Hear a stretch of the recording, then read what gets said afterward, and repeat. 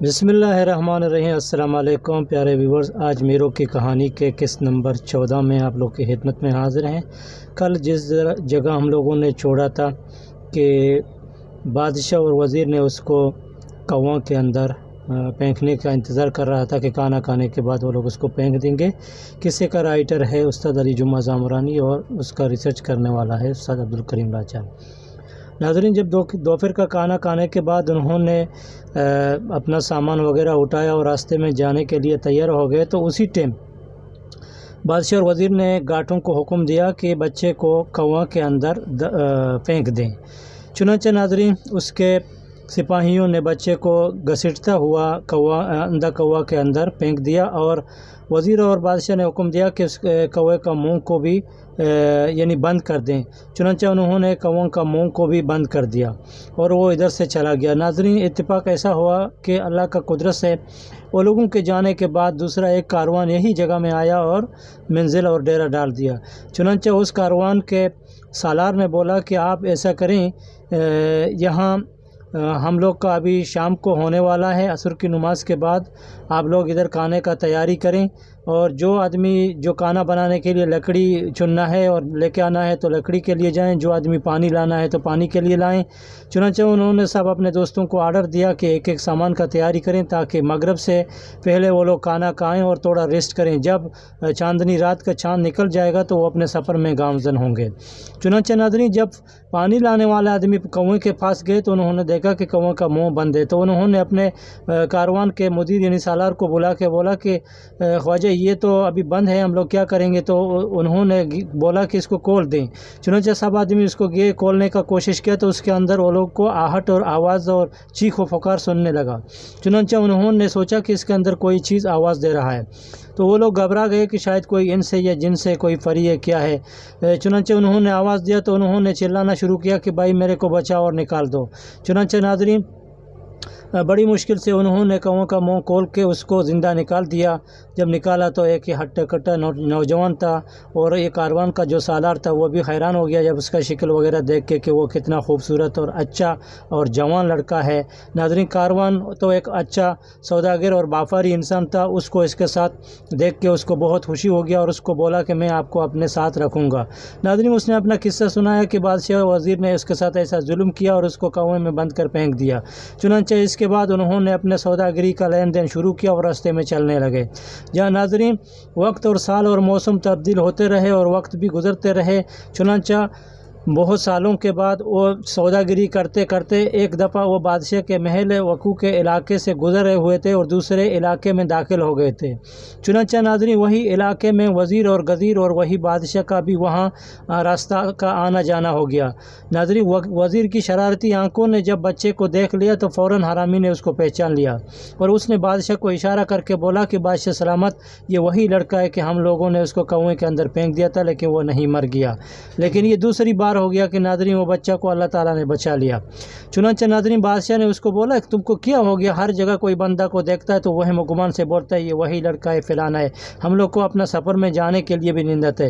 ناظرین، اس کے بعد وزیر نے پھر اس کو بہت مشکل سے پھر بادشاہ کو راضی کیا کہ بادشاہ سلامت، آپ میرا بات کو یقین کریں یا نہ کریں، 100% میرے آنکھ زندگی میں کبھی بھی دھوکہ نہیں کھاتے ہیں، میرے کیمرہ نے اس کو کیپچر کیا ہوا ہے، یہ وہی انسان ہے، اگر تم اس کو نہیں پہچانتا ہے تو میں اس کو 100% پہچانتا ہوں۔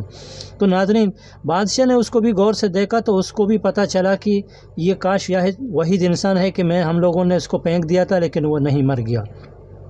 تو ناظرین، پھر بادشاہ ابھی بہت شش و پنچ میں ہو گیا کہ ابھی کیا کریں کہ ہم اپنے لڑکی کی طالح کو ٹھگلنے کے لیے یا اس کو چھڑانے کے لیے اس کو 2 بار قتل کرنے کا کوشش کیا لیکن ہم دونوں بار ناکام ہو گئے۔ ابھی اس کو تیسری بار تو لازم ابھی قتل کرنا چاہیے، نہیں تو ہٹا کٹا جوان ہو گیا تو ہمارے ساتھ اس کا لڑکی کا ساتھ شادی ہو جائے گا اور ہمارا پورا زندگی میں بربادی ہو جائے گا کہ ایک بادشاہ کا لڑکی کو ایک چرواہے نے شادی کیا۔ ناظرین، بادشاہ یہی غرور میں پھنسا ہوا تھا اور اپنے علاقے میں کسی سے بات نہیں کر رہا تھا، خاص کر اپنے وزیر کے پجاری کو اس کے ساتھ میں رکھا ہوا تھا۔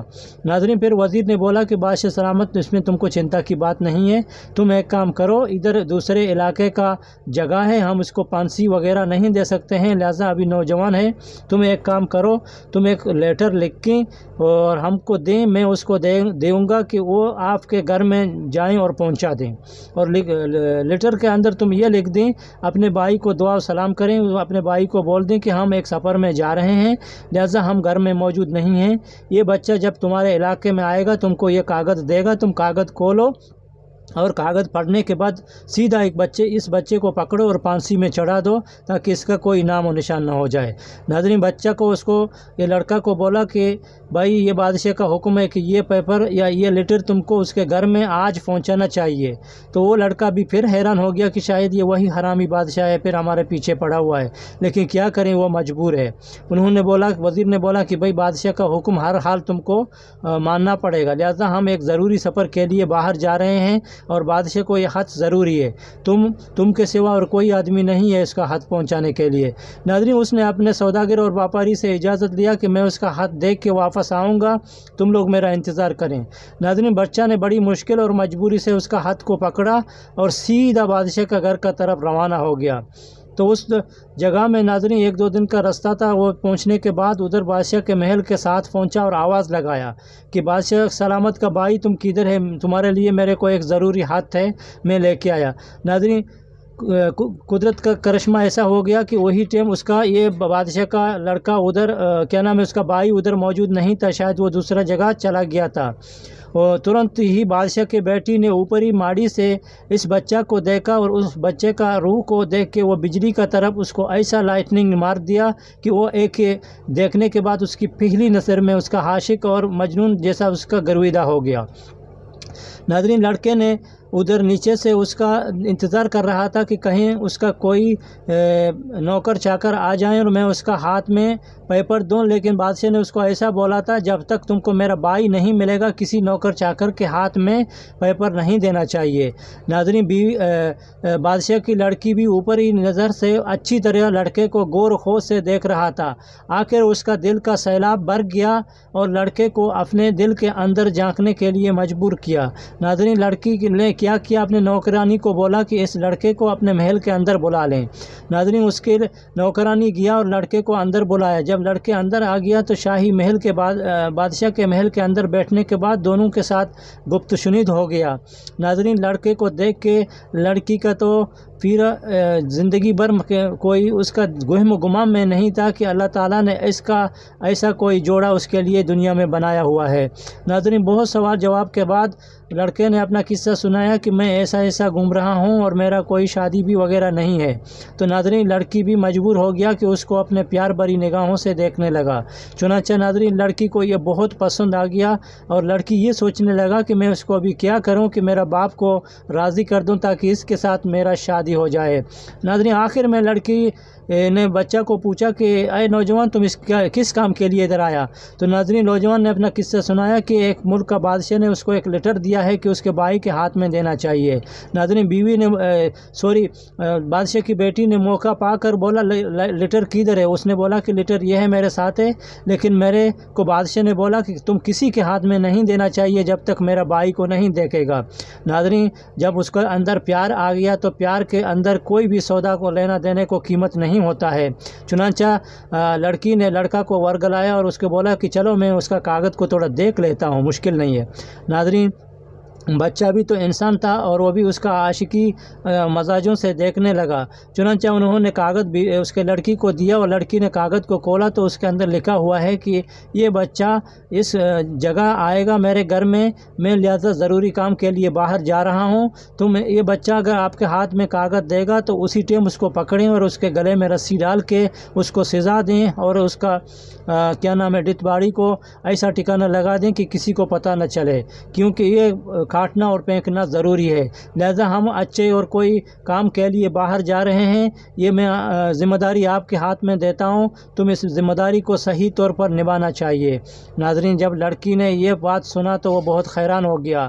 ناظرین، لڑکی ایک دفعہ حیرانی کے بعد پھر اپنے وہم و گمان سے ٹوٹتا ہوا ستارہ کی طرف پھر جرمٹ میں بدل ہو گیا، اور اس کے دل کا سیلاب نے ابھرتے ہوئے خیالوں کو اس کے دماغ تک لے کے آیا۔ اور ناظرین، لڑکی نے کیا کیا کہ لڑکی نے اس کاغذ کو پھاڑ دیا اور اپنے ڈائری سے ایک بک نکالا اور دوسرا ایک لیٹر کو لکھا اور اس کو وہی لفافہ کے اندر ڈال دیا اور بند کیا۔ بولتا ہے جب شام کو میرا انکل آئے گا تو یہ لیٹر کا جگہ میں تم یہ لیٹر اس کو دینا چاہیے۔ ناظرین، سمجھدار لڑکی نے کیا کیا؟ سمجھدار لڑکی نے اس لیٹر کے اندر بولا کہ میں بادشاہ سلامت باہر جا رہا ہوں، لہٰذا اس لڑکا میرے کو بہت پسند ہے اور اس کو خیالداری زیادہ کرنا چاہیے۔ جب یہ لیٹر تم کو دے گا تو فوراً لیٹر کے بعد مسجد کا ملا کو بلائیں اور ہمارے لڑکی کے ساتھ اس کا نکاح پڑھائیں، اور لہٰذا میرے آنے سے پہلے دونوں کا شادی کر لیں تاکہ اس لڑکے کہیں باہر نہ جائیں اور کسی دوسرے کا نہ ہو جائیں۔ ناظرین، قدرت کا کرشمہ ایسا ہو گیا، جب شام کو اس کا انکل واپس آ گیا تو اس نے اپنے ہاتھ سے اس کو لیٹر دیا، تو اس کا انکل نے لیٹر کھولنے کے بعد عجیب سا اس کا چہرہ ہو گیا اور وہ حیران ہو گیا۔ وہ دوڑتا ہوا گیا مسجد کا طرف اور وہاں سے کوئی اس کو بڑی ملا سے اس کو منت سماجت کرنے کے بعد اس کو فوراً بلایا کہ میرے کو ضروری کام ہے، ابھی تم فٹافٹ مسجد اور وغیرہ کو چھوڑ کے جلدی میرے ساتھ آنا چاہیے، بادشاہ کا حکم ہے، لہذا بادشاہ کا حکم کا تابع ہونا چاہیے۔ ناظرین، اس نے قریبی اپنے 3-4 آدمیوں کو جہیز اور گواہ بنانے کے لیے بلایا اور محل میں بٹھایا، اور بادشاہ کا بھائی نے حکم دیا کہ جلدی فٹافٹ تم اس لڑکے کے ساتھ بادشاہ کا لڑکی کا نکاح پڑھائیں۔ ناظرین، فٹافٹ ملا نے بیچارہ نے نکاح پڑھا دیا اور دونوں ایک ہی ساتھ میں بیٹھ گئے اور گپ شپ لگانے لگے۔ 2-3 دن کے بعد جب لڑکی کا باپ سفر اختتام کر کے واپس وزیر کے ساتھ جب گھر میں پہنچا تو انہوں نے اس لڑکے کو شاہی پلنگ کے اوپر اپنے بیٹی کے ساتھ بیٹھے ہوئے دیکھا تو اس کے آنکھ جادو کے طرف نکل گئے اور وہ سوچنے لگا کہ یہ کون ہے ہمارا محل میں بیٹھا ہوا ہے۔ تو ناظرین، اس نے اپنے بھائی کو بلایا کہ میں نے تم کو کیا ذمہ داری دیا؟ تو بھائی نے لیٹر کھولا اور دکھایا کہ بھائی تم دیکھو، یہ لیٹر تم نے لکھا اور میرے کو بھیجا، تو میں کیا کروں؟ میں نے تو اپنا فرض نبھا دیا۔ ناظرین، میرو کا کہانی یہاں تک ہو گیا اختتام۔